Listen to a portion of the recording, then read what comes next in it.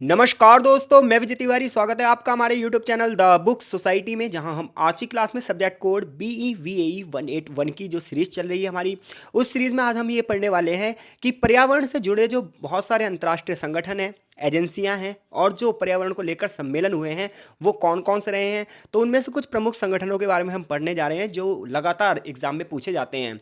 जैसा कि आप सभी को पता है, ये वाला जो पेपर है वो 1 मार्क्स के क्वेश्चनों का होगा और 50 क्वेश्चन आएंगे।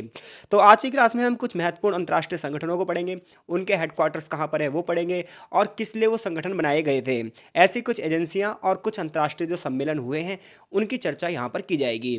तो फटाफट से अगर वीडियो आपको समझ में आ रही है तो लाइक ज़रूर करना और कमेंट बॉक्स में कमेंट भी ज़रूर करना, ताकि इस सीरीज़ को जल्दी से जल्दी कंप्लीट करवा दिया जाए। तो देखो, जब आप पर्यावरण संबंधी महत्वपूर्ण अंतर्राष्ट्रीय संगठनों की बात करते हो तो उनमें से सबसे पहला जो नाम आता है वो आता है IUCN का। तो जब आप IUCN के बारे में पढ़ोगे, जैसे कि यहाँ पे लोगो भी है, तो IUCN की जो फुल फॉर्म है वो क्या है, international union for conservation of nature.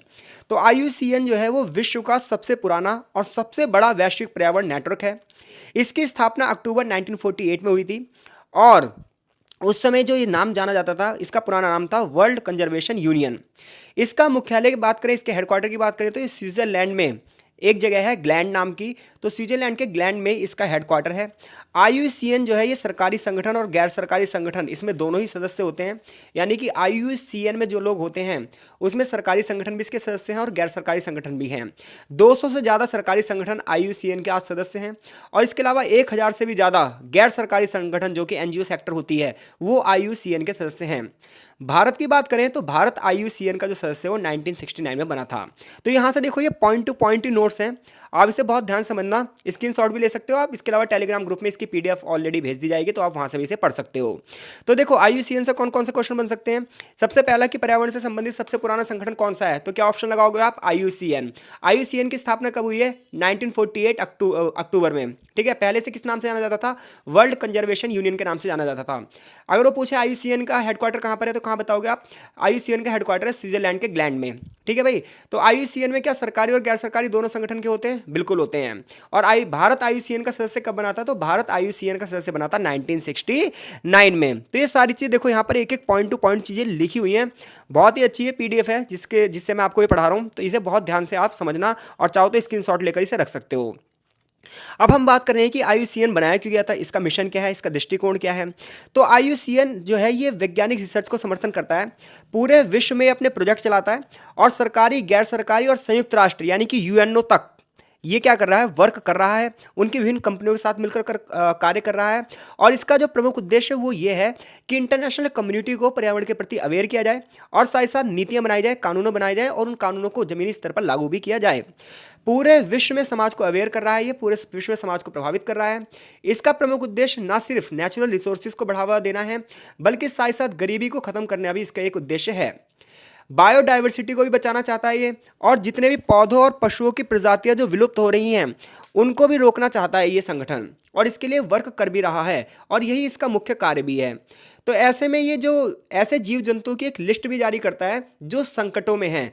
तो ऐसे संकटग्रस्त जीव जंतु की जो ये लिस्ट जारी करता है, इसे हम IUCN की रेड लिस्ट कहते हैं, रेड डाटा बुक कहते हैं। ये क्वेश्चन कई बार आया है कि जो रेड डाटा बुक है उसका संबंध किससे है, तो रेड डाटा बुक का संबंध उन जीव जंतुओं से है जिनकी प्रजातियां संकट में हैं। ये अनुमान लगाया जाता है कि भविष्य में विलुप्त भी हो सकती हैं, ऐसे में इनका संरक्षण करना बहुत ज़्यादा ज़रूरी है। तो रेड डाटा बुक जारी करता है IUCN, और जारी कौन करता है, IUCN। तो ये क्वेश्चन आएंगे तो बता दोगे आप। इसके अलावा बायोडाइवर्सिटी यानी कि जैव विविधता संरक्षण के अलावा ये 4 अन्य क्षेत्रों पर भी कार्य करता है। यानी कि बायोडाइवर्सिटी के जो है रिजर्वेशन से तो रिलेटेड ये कार्य करता ही करता है, साथ ही साथ क्लाइमेट चेंज पर भी काम करता है ये, सस्टेनेबल एनर्जी यानी कि संपोषणीय ऊर्जा पर भी ध्यान देता है ये, लाइवलीहुड पर भी ध्यान देता है और ग्रीन इकोनॉमी पर भी बात करता है। और एक चीज़ और ध्यान रखना, IUCN जो है वो UNO का अंग नहीं है, वो इसकी एक, क्योंकि UNO के सिर्फ 6 ही अंग है। एक महासभा हो गई, एक सुरक्षा परिषद हो गई, अंतर्राष्ट्रीय न्यायालय हो गया, सचिवालय हो गया, और जो न्यायशीलता परिषद था वो खत्म हो चुका है, और सुरक्षा परिषद। ठीक है भाई। तो IUCN जो है वो UNO का कोई अंग नहीं है, बल्कि एक शाखा के रूप में कार्य कर रहा है। तो अगर IUCN से कोई भी क्वेश्चन आया तो कर दोगे। अब अगला देखो, WWF। तो WWF के बारे में आपने बहुत ज़्यादा सुना होगा। इसकी फुल फॉर्म है World Wide Fund for Nature. तो World Wide Fund for Nature एक अंतर्राष्ट्रीय गैर सरकारी संगठन है जो कि 1961 में स्थापित किया गया था। स्विट्जरलैंड के मॉर्जेस में एक धर्मार्थ ट्रस्ट यानी कि चैरिटेबल ट्रस्ट के रूप में शुरुआत में स्थापित हुआ था। आज ये विश्व का सबसे बड़ा स्वतंत्र संरक्षण संगठन है जो पर्यावरण के लिए संरक्षण के लिए कार्य करता है, पर्यावरण से रिलेटेड रिसर्च में काम करता है। इसका जो स्लोगन है वो है फॉर अ लिविंग प्लैनेट। यानी कि आपसे पूछा जाए WWF की स्थापना कब हुई? 1961 में हुई। किस प्रकार का संगठन है ये? गैर सरकारी संगठन है। फुल फॉर्म क्या है? World Wide Fund for nature. शुरुआत में ये चैरिटेबल ट्रस्ट के रूप में स्थापित हुआ था। आज विश्व का सबसे बड़ा संगठन है और इसका स्लोगन क्या है? For a living planet. ये एक प्रकार का कोष है, एक प्रकार का फंड है जिसमें बहुत सारे देश अपनी अपनी मर्जी से, अपनी इच्छा से दान देते हैं। अमेरिका, ब्रिटेन और नीदरलैंड से बड़े पैमाने पर हिस्सा आता है। और इस पैसे को खर्च कहाँ किया जाता है? इस पैसे को पूरी तरीके से नेचर के लिए खर्च किया जाता है। बाकी सारे उद्देश्य इसके यही हैं कि वनों को बढ़ावा देना, जल संरक्षण को बढ़ावा देना, जलवायु परिवर्तन पर ध्यान देना, ये बाकी सारी चीज़ें यही है। ध्यान बस आपको ये रखना है कि स्थापना कब हुई थी इसकी, किसकी? WWF की। इसके अलावा अगर आप बात करोगे इस संगठन की, WWF की, तो इसका कार्यालय विश्व के अधिकांश देशों में है। भारत में भी WWF का जो है कार्यालय है। यह नवंबर 1969 में स्थापित किया गया था। 1986 से पहले इस संगठन का नाम था वर्ल्ड वाइड फंड। इस संगठन का नाम अमेरिका और कनाडा में वर्तमान में भी प्रचलित है, यानी कि आज भी अमेरिका और कनाडा में वर्ल्ड वाइड फंड के नाम से इसे जाना जाता है। लेकिन आज इसका पूरा नाम क्या है? World Wide Fund for Nature. तो WWF लिविंग प्लैनेट रिपोर्ट भी प्रकाशित करता है जो कि 1998 में पहली बार प्रकाशित की गई थी। तो आपसे पूछा जाए लिविंग प्लैनेट रिपोर्ट कौन प्रकाशित करता है, तो आप क्या बताओगे? लिविंग प्लैनेट रिपोर्ट WWF प्रकाशित करता है। और कब पहली बार प्रकाशित किया गया था इसे? 1998 में। और हर 2 साल में एक बार ये रिपोर्ट प्रकाशित की जाती है। क्लियर है भाई? तो देखो, आपने एक संस्था पढ़ी कौन सी? IUCN, दूसरी WWF। जब आप किताब पढ़ोगे ना तो आपको इसके बारे में और अच्छे से बताया गया, लेकिन हम वहां पर सिर्फ वही क्वेश्चन की बात कर रहे हैं जो एक एक नंबर में पूछे जा सकते हैं, इसलिए हम पॉइंट टू पॉइंट चीजें पढ़ रहे हैं। क्योंकि किताब पढ़ाने का समय ज़्यादा नहीं बचा, 2 दिन बाद ही एग्जाम है जब मैं वीडियो ये अपलोड कर रहा हूँ।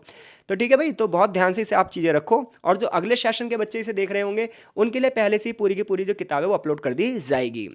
अब हम एक बहुत ही ज़्यादा इंपॉर्टेंट जो है संस्था की बात कर रहे हैं, वो है UNEP।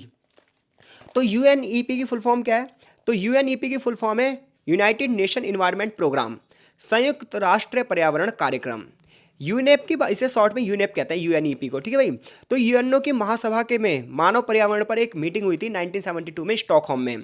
तो देखो 1972 की बात है। पहली बार पता क्या हुआ? पहली बार ये हुआ 1972 में कि विश्व के सभी नेताओं ने पर्यावरण के प्रति अपनी चिंता जाहिर करी, और इसके लिए वो सब ना स्टॉकहोम में शामिल हुए। इसलिए 1972 को जो स्टॉकहोम में सम्मेलन हुआ था, इसे स्टॉकहोम सम्मेलन के नाम से जाना जाता है। इसके बाद UNEP का गठन किया गया, यानी कि संयुक्त राष्ट्र पर्यावरण कार्यक्रम का गठन किया गया। तो आपसे कोई पूछे UNEP जो है इसका गठन कब किया गया, तो ये स्टॉकहोम जो कम्युनिटी हुई थी, स्टॉकहोम जो सम्मेलन हुआ था 1972 में, इसके बाद इसकी स्थापना हुई थी। और इसका मुख्यालय कहाँ है? कोई आपसे पूछे UNEP का हेडक्वार्टर कहाँ पर है, तो क्या बताओगे आप? एक देश है केनिया। तो केनिया में एक जगह है नैरोबी। तो केनिया के नैरोबी में इसका मुख्यालय है, किसका? UNEP का। और UNEP का जो कार्य है वो यही है, पर्यावरण के लिए वो कार्य कर रही है, अंतर सरकारी तरीके से कार्य कर रही है, जलवायु परिवर्तन पर काम कर रहे हैं। इसी के तहत हर साल 5 जून को विश्व पर्यावरण दिवस भी मनाया जाता है। तो जो विश्व पर्यावरण दिवस है वो कब मनाया जाता है? ये UNEP का लोगो है आपके सामने। ठीक है भाई? तो कभी ये चित्र कहीं दिखाई जाता है, समझ जाना UNEP का लोगो है। तो अगर आपसे ये पूछा जाए कि विश्व पर्यावरण दिवस कब मनाया जाता है, वर्ल्ड एनवायरनमेंट डे कब मनाया जाता है, तो क्या बताओगे आप? 5 जून। लेकिन ये किसकी पहल पर मनाया गया? तो UNEP की पहल पर ही इसे मनाया गया। किसको? विश्व पर्यावरण दिवस को। 2022 में जो इसकी मीटिंग हुई थी उसके लिए इसने थीम रखी थी, केवल एक पृथ्वी। तो अगर UNEP से रिलेटेड कोई भी क्वेश्चन आ जाए, UNEP की फुल फॉर्म पूछ ले मान लो वो, या फिर ये पूछ ले इसका मुख्यालय कहाँ है, तो केन्या के नैरोबी में है। और वर्ल्ड जो इन्वायरमेंट डे मनाया जाता है वो किसकी पहल पर मनाया गया है? UNEP की पहल पर मनाया गया है। क्लियर है भाई? इसके बाद एक और संगठन बना, वन्य प्राणी जात एवं वनस्पति जात की संकटापन्न स्पीशीज के अंतर्राष्ट्रीय व्यापार पर कन्वेंशन हुआ। इंग्लिश में the convention on international trade and endangered species of world fauna and flora, जिसे हम शॉर्ट में बोलते हैं CITES।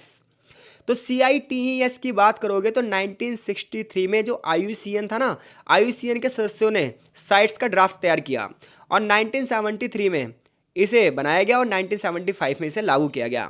इसकी सबसे बड़ी बात क्या है सिटीज़ की, इसे ना आप वॉशिंगटन सिटीज़ कह रहा हूँ, माफ़ कीजिएगा, साइट्स, ठीक है। तो साइट्स की अगर हम बात करें तो इसकी अगर हम बात करें तो इसे वॉशिंगटन कन्वेंशन के नाम से भी जाना जाता है। साइट्स का जो मुख्यालय है ये स्विट्जरलैंड के जिनेवा में है और यूएनईपी जो है ये संस्था इसका प्रशासनिक रूप से देखरेख करती है।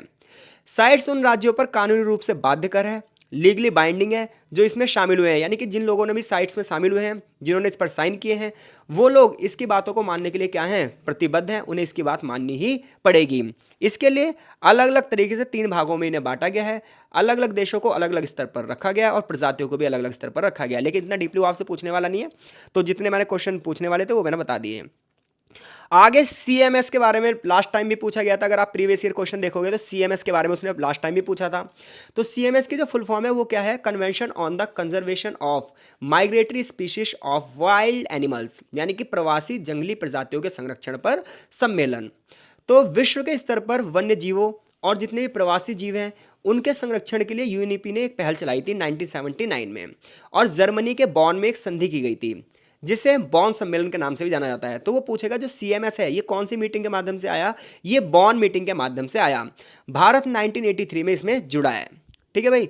ये जो अगली मैं बता रहा हूँ आपको आईपीसीसी, ये तो कई बार पेपरों में आती रही है, आप प्रीवियस ईयर देख लो या फिर किसी भी कम्पिटेटिव एग्जाम की तैयारी कर रहे हो वहां पर देख लो। तो ये आईपीसीसी जो है ना, ये कई कई बार क्वेश्चन पूछा गया आईपीसीसी से। तो अगर आप आईपीसीसी की बात करोगे तो इसका फुल फॉर्म है जलवायु परिवर्तन पर अंतर सरकारी पैनल, ठीक है। ये एक विश्व की संस्था है जिसका कार्य जलवायु परिवर्तन के लिए कार्य करना है। इस संस्था का गठन 1988 में किया गया था और इस संस्था का गठन किया था WMO और यूएनईपी ने, यानी कि वर्ल्ड मौसम जो विज्ञान है, विश्व मौसम जो विज्ञान है और संयुक्त राष्ट्र पर्यावरण जो कार्यक्रम है, इसके द्वारा इस संस्था का गठन किया गया था। क्वेश्चन आपसे पूछा जा सकता है आईपीसीसी का मुख्यालय कहाँ पर है, तो ये स्विट्जरलैंड के जिनेवा में ही है। तो अब तक आपने पढ़ा क्या क्या, अब तक आप पढ़ चुके हो सबसे पहले IUCN के बारे में पढ़ा, फिर आपने WWF के बारे में पढ़ा, UNEP के बारे में पढ़ा, फिर साइट्स के बारे में पढ़ा, CMS के बारे में पढ़ा और IPCC के बारे में आपने पढ़ लिया है। IPCC का यहाँ पर ये लोगो भी बना हुआ है, ठीक है भाई। IPCC की जो पहली रिपोर्ट है वो 1990 में जारी की गई थी और 2014 में इसकी 5वीं रिपोर्ट जारी की गई थी, क्लियर है। इसके अलावा अगला देखो, अगला है दक्षिण एशिया वन्यजीव प्रवर्तन नेटवर्क। हम वो सभी संस्थाएं पढ़ रहे हैं जो पर्यावरण से जुड़ी हुई हैं और जिनसे प्रश्न पूछे जा सकते हैं, और ये सभी महत्वपूर्ण संस्थाएं हैं। आप बार बार इसे सुनिए और ध्यान से इसे समझिए। किताब में भी आपको ये हर चैप्टर में जब आप पढ़ोगे, लास्ट के चैप्टर जो पढ़ोगे तो वहाँ पर ये संस्थाएं आपको मिल जाएंगी। तो जब आप दक्षिण एशिया वन्यजीव प्रवर्तन नेटवर्क की बात करते हो, SAWEN की बात करते हो, तो सन 2011 में भूटान से इसे लॉन्च किया गया था। इसका मुख्यालय नेपाल के काठमांडू में है। ये एक अंतर सरकारी संगठन है जो वन्यजीव कानूनों को लागू करने में सहायता करती है। तो आपसे पूछा जाए दक्षिण एशिया वन्यजीव प्रवर्तन जो नेटवर्क है इसका मुख्य सचिवालय कहाँ है, तो नेपाल के काठमांडू में है। वेरी वेरी वेरी इंपॉर्टेंट है अगली मीटिंग। अब हम सम्मेलनों की बात कर रहे हैं। अभी तक हमने कुछ संस्थाओं की बात करी थी। तो पहला पृथ्वी सम्मेलन कब आयोजित हुआ, पहला क्वेश्चन कई बार पूछा जाता है। तो आप सभी को पता है पहला पृथ्वी सम्मेलन 1992 में ब्राजील के रियो में शामिल किया गया था। तो प्रथम पृथ्वी सम्मेलन का आयोजन स्टॉकहोम सम्मेलन के 20 साल बाद हुआ। यह ब्राजील के शहर रियो डी जेनेरियो में हुआ, इसलिए इसे रियो सम्मेलन भी कहते हैं और प्रथम पृथ्वी सम्मेलन भी कहते हैं। इसके बाद हम बात करें तो एक संस्था आई UNCED, पर्यावरण विकास पर संयुक्त राष्ट्र सम्मेलन, जिसके नाम से इसे जाना जाता है। पर्यावरण पर रियो घोषणा बहुत ज़्यादा इंपॉर्टेंट थी। इसमें एजेंडा 21 नाम का एक कार्यक्रम दिया गया। एजेंडा 21 की बात यह की गई कि 21st सेंचुरी में विकास कैसे किया जाए। उसका रीज़न था कि विकास जिस स्पीड से किया जा रहा है, ऐसे में पर्यावरण क्या है वो बहुत ज़्यादा दूषित होता जा रहा है और आने वाले टाइम पे जो हमारे जितने भी रिसोर्सेज हैं और जितने भी हमारे संसाधन हैं ये खत्म हो जाएंगे। तो ऐसे में पानी को बचाने के लिए, ओजोन परत के क्षय को बचाने के लिए, ग्लेशियर्स को बचाने के लिए क्या हुआ, ये बात की गई कैसे ना कैसे करके हमें पर्यावरण के प्रति जागरूकता को बढ़ावा देना होगा। और 1992 में ब्राजील के रियो में सम्मेलन हुआ। इसका परिणाम ये हुआ कि एजेंडा 21 यानी कि 21st सेंचुरी में हम कैसे विकास करेंगे, सतत विकास करेंगे, सस्टेनेबल डेवलपमेंट करेंगे। सस्टेनेबल डेवलपमेंट का मतलब यह है कि आने वाली पीढ़ियों को भी विकास के अवसर प्रदान किए जाएं। हालांकि ये कानूनी तौर पर बाध्यकारी नहीं है, मानो या ना मानो इसके लिए कोई दिक्कत नहीं है। इसके बाद लगातार जलवायु परिवर्तन पर बहुत सारी मीटिंग्स होने लगी, जैसे COP1, COP2, COP3, ऐसे पर्यावरण पर बहुत सारे सम्मेलन होने लगे। अगली ऐसी एक संस्था UNFCCC। यूएनएफसीसीसी की फुल फॉर्म की बात करें तो United nation framework convention on climate change, यानी कि जलवायु परिवर्तन पर संयुक्त राष्ट्र फ्रेमवर्क कन्वेंशन। यह कन्वेंशन 21 मार्च 1994 को लागू हुआ और इसका काम यह था कि ग्रीन हाउस गैसें जो बढ़ रही हैं हमारे पर्यावरण में, ग्रीन हाउस गैसें जो लगातार बढ़ती जा रही हैं जिसकी वजह से विश्व का तापमान लगातार बढ़ता जा रहा है, ये क्या हो जाए, कम हो जाए। इसके लिए यूएनएफसीसीसी कार्य कर रहा है। तो यहाँ तक कोई दिक्कत आपको? जी देखो, थोड़ी सी सीरियस है चीज़ें, थोड़ी सी समझने वाली है, मजाकबाजी तो इसमें नहीं हो सकती भाई, तो इसे उसी तरीके से आपको पढ़ना भी पड़ेगा। अगर आप जून 2022 का क्वेश्चन पेपर देख लो, दिसंबर 2022 का क्वेश्चन पेपर देख लो, तो आपको सीबीडी के बारे में पता चलेगा। बहुत सारे ना वो यूट्यूबर्स ने क्या कर रखा है, अपने चैनल पे प्रीवियस ईयर पेपर डाल दिया है और उस पर लिख दिया इंपॉर्टेंट क्वेश्चन। भाई एक एक नंबर के क्वेश्चन किसी भी लाइन से बन सकते हैं, तो आपको ना बहुत ध्यान से पढ़ना चाहिए, क्योंकि बाकी जो तुक्केबाजी करने जाने हैं तो कोई दिक्कत ही नहीं, फिर पढ़ने की जरूरत नहीं है, तुक्के लगा दो, 4 ऑप्शन आएंगे। बट जो बच्चा सही से तैयारी कर रहा है, आगे कॉम्पिटिटिव एग्जाम भी उसे देने हैं, तो उसके लिए ना ये किताब बहुत ज़बरदस्त है। बहुत सारे क्वेश्चन इसमें से बनते हैं।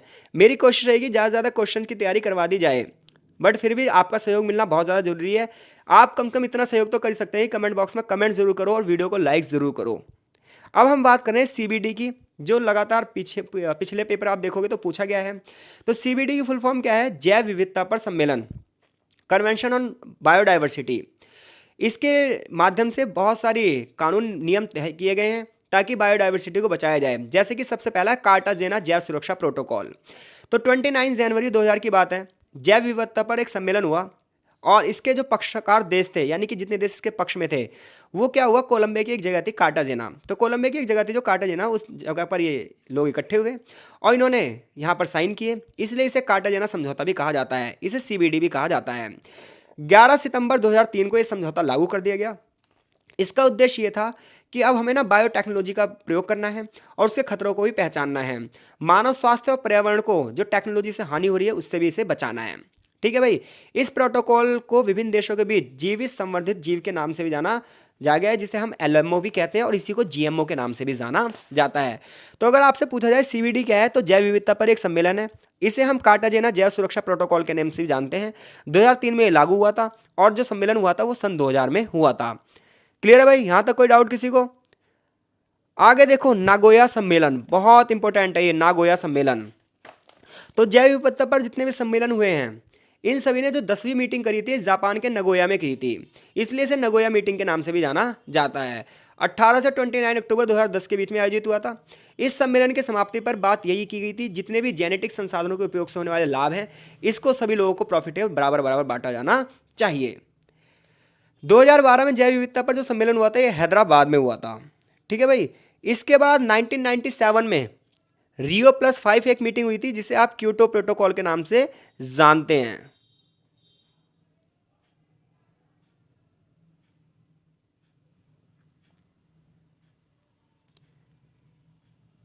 ये लिखा है Rio+5। तो Rio+5 जो है सतत विकास पर सम्मेलन हुआ। मुद्दा यह था 1992 में पहला पृथ्वी सम्मेलन हुआ था, हमने पढ़ लिया, जिसे हम रियो डी जेनेरो सम्मेलन कहते हैं। इसके जस्ट 5 साल बाद जापान में एक सम्मेलन हुआ, जिसे हम क्योटो प्रोटोकॉल कहते हैं। तो इसे Rio+5 के नाम से भी जाना जाता है और इसे क्योटो प्रोटोकॉल के नाम से भी जाना जाता है, जिसमें यह बात की गई कि भैया ग्रीन हाउस गैसों को हमें क्या करना है, कम करना है। तो ध्यान रखना बस, रियो कब हुआ था 1992 में, 5 साल बाद Rio+5 होगा और फिर उसके 5 साल बाद Rio+10 होगा। जो Rio+10 है ये दक्षिण अफ्रीका के जोहान्सबर्ग में होगा, बस आपको इतने ध्यान रखना है। जो रियो सम्मेलन था, पहला पृथ्वी सम्मेलन था, वो कब हुआ 1992 में हुआ। कहाँ हुआ? ब्राजील के रियो में हुआ। क्योटो प्रोटोकॉल कहाँ हुआ? जापान में हुआ। कब हुआ? 1997 में हुआ। Rio+10 कब हुआ? ये हुआ दक्षिण अफ्रीका के जोहान्सबर्ग में 2002 में, जब रियो के बाद 10 साल पूरे हो गए। Rio+20 कहाँ पर हुआ? ये वापस से ब्राजील के रियो में हुआ सन 2012 में। तो ये कुछ पृथ्वी सम्मेलन रहे हैं जो पृथ्वी को बचाने के लिए हुए हैं, बस आपको इनके सन याद रखने और कहाँ पर हुए हैं ये बात याद रखनी है। अच्छा, एक बार एक क्वेश्चन आया था कि जो ये सस्टेनेबल डेवलपमेंट के लक्ष्य निर्धारित किए गए हैं, इनमें से कुछ लक्ष्यों को पहचानिए। ऑप्शन में कुछ लक्ष्यों की बात की गई थी। तो सस्टेनेबल डेवलपमेंट के बहुत सारे लक्ष्य हैं, जिसकी पूरी की पूरी लिस्ट है। अब क्या हुआ, सस्टेनेबल डेवलपमेंट में 17 नए लक्ष्य जोड़े गए 2015 के बाद, जिसके बाद सस्टेनेबल डेवलपमेंट यानी कि एसडीजी को नाम बदलकर क्या कर दिया गया था, फिर एमडीजी। क्योंकि एसडीजी का मतलब ये था कि अब हमें क्या करना है, सस्टेनेबल डेवलपमेंट करना है। एमडीजी का मतलब था मिलेनियम डेवलपमेंट गोल, यानी कि एमडीजी के तहत अब ये हुआ कि हजारों सालों का हमें विकास करना है। तो ये सब बातचीत तो होती रही, लेकिन हुआ कुछ भी नहीं, आप सभी को पता है। ठीक है, यहाँ पर कुछ लिस्ट हैं, वो लिस्ट आप देख लो कि कौन सा कहाँ पर क्या हुआ है। तो देखो क्योटो प्रोटोकॉल कब हुआ था? 1997 में। कहाँ पर हुआ है? जापान के क्योटो में हुआ है। बस इतनी बात आपको ध्यान रखनी है, इतना इतना ध्यान रखना, क्योंकि लिखने का पेपर नहीं आएगा तो इतना सारा आपको याद करने की जरूरत नहीं है। ऐसे ही आपसे पूछा जाए बाली सम्मेलन कब हुआ था? तो इंडोनेशिया की एक जगह है बाली, वहां पर सन 2007 में पर्यावरण को बचाने के लिए एक मीटिंग हुई थी जिसे हम बाली सम्मेलन कहते हैं। पूछे कोई आपसे कोपेनहेगन सम्मेलन कहाँ हुआ था? तो कोपेनहेगन सम्मेलन डेनमार्क में हुआ था सन 2009 में। कानकुन सम्मेलन कहाँ पर हुआ था? कानकुन मैक्सिको की एक जगह है, सन 2000 में ये सम्मेलन हुआ था। ज्यादा पढ़ना है इसके बारे में तो आप स्क्रीनशॉट ले सकते हो। डरबन सम्मेलन कब हुआ था? तो साउथ अफ्रीका की एक जगह है डरबन, जहां पर 2011 में सम्मेलन हुआ था पर्यावरण के लिए। दोहा वार्ता कहाँ हुई थी? तो कतर की एक जगह है दोहा, 2012 में यहाँ पर पर्यावरण के लिए एक मीटिंग हुई थी। पोलैंड की एक जगह है वारसा, 2013 में वारसा पर सम्मेलन हुआ था। लीमा एक देश है पेरू, आप सभी को पता है पेरू की राजधानी है लीमा, सन 2014 में यहाँ पर एक सम्मेलन हुआ था। फ्रांस के पेरिस में 2015 में एक सम्मेलन हुआ था जिसे हम पेरिस सम्मेलन के नाम से जानते हैं। मराकेश सम्मेलन हुआ था सन 2016 में। वॉन सम्मेलन वॉन हुआ था जर्मनी में 2017 में। फिर से 2018 में पोलैंड में एक सम्मेलन हुआ जिसे कोटोवाइस सम्मेलन के नाम से जानते हैं, और स्पेन की राजधानी मैड्रिड में। तो स्पेन के मैड्रिड में एक सम्मेलन हुआ था 2019 में जिसे हम मैड्रिड मीटिंग के नाम से जानते हैं भाई। तो यहाँ तक जो हमने पढ़ा है वो अब तक कुछ सम्मेलन पढ़े हैं और इसके साथ साथ कुछ संस्थाएं पढ़ी हैं जो लगातार पर्यावरण के लिए वर्क कर रही हैं। आई होप सो चीज़ें आपको समझ में आ रही होंगी और हम बिल्कुल सही ट्रैक पर होंगे। आगे जो चैप्टर में है वो जो है वो विस्तृत रूप से है, जैसे कि मान लो कुछ 10-10 20-20 नंबर के क्वेश्चन आते हैं तो वो तो आएंगे नहीं। तो जो ये COP 26 है तो ये पर्यावरण संबंधित एक मीटिंग है जिसे ग्लासगो क्लाइमेट पैक्ट के नाम से भी जाना जाता है, ठीक है। तो ये सम्मेलन हमें नहीं पढ़ने की जरूरत है, यहाँ से हमें जो पढ़ने की जरूरत है वो यहाँ से ये पढ़ने की जरूरत है। तो COP 26 COP 27 पढ़ने की जरूरत आपको नहीं है, ये बिल्कुल करंट अफेयर्स का मुद्दा है। ये उनके लिए जो बच्चे कॉम्पिटिटिव एग्जाम की तैयारी कर रहे हैं। आपको यहाँ से चीज़ें पता होनी चाहिए। WCMC की फुल फॉर्म क्या है? World conservation monitoring centre. ऐसी वर्ल्ड बैंक इन्वायरमेंट काम कर रहा है। वर्ल्ड नेचर ऑर्गेनाइजेशन WNO, ये सारी फुल फॉर्म आपको पता होनी चाहिए। वर्ल्ड वॉच इंस्टीट्यूट, कई बार क्वेश्चन पूछा जाता है। वर्ल्ड वॉच इंस्टीट्यूट एक स्वतंत्र संस्था है, ठीक है भाई। इसकी स्थापना 1974 में हुई है और एक व्यक्ति थे लेसर ब्राउन, उनके द्वारा इनकी स्थापना हुई थी। ऐसी फॉरेन इन्वेस्टमेंट प्रोग्राम है FIP, ये जो चल रहा है ये, इसमें $775 मिलियन का एक कोष है, इसमें $775 मिलियन इकट्ठे किए जाते हैं पर्यावरण को बचाने के लिए। एक संस्था टेरी, कई बार पूछी गई है, the Energy and Resources Institutes. TERI की रिपोर्ट बहुत ज्यादा मायने रखती है जो जलवायु पर आती है। टेरी की स्थापना 1974 में हुई थी। तो यहाँ पर कुछ छोटी छोटी चीजें भाई। वर्ल्ड रिसोर्स इंस्टीट्यूट, ये WRI की फुल फॉर्म है। ऐसी forest carbon partnership facilities, FCPF की फुल फॉर्म है ये। तो अगर आप ये याद कर सकते हो सारी चीज़ें ठीक है, वरना आप यहाँ से चीज़ें पढ़ सकते हो, आपको किताब का एक शॉर्ट नोट्स यहाँ प्रोवाइड हो जाएगा। ग्रीन पीस के बारे में कई बार पूछा जाता है। तो ग्रीन पीस एक स्वतंत्र वैश्विक संस्था है। इसका उद्देश्य ये था कि जो परमाणु बमों के माध्यम से बड़े पैमाने पर जो पर्यावरण हमारा पॉल्यूटेड हो रहा है उसे रोका जाए। इसके अलावा जो देश पर्यावरण को, जो देश परमाणु को टेस्ट करते हैं उस टेस्ट को रोका जाए, इसके लिए बहुत बड़े पैमाने पर संस्था कार्य कर रही है जिसे हम ग्रीन पीस सोसाइटी के नाम से जानते हैं। आगे ग्रीन क्लाइमेट फंड के बारे में बताया गया है जो कि हमारे कोर्स में नहीं है भाई। तो ये क्लास आज यहीं पर फिनिश होती है। इसमें आगे की जो चीज़ें हैं वो आपके कोर्स में नहीं है। वियना कन्वेंशन वगैरह, बेसल कन्वेंशन वगैरह जो है वो हमारे कोर्स में नहीं है।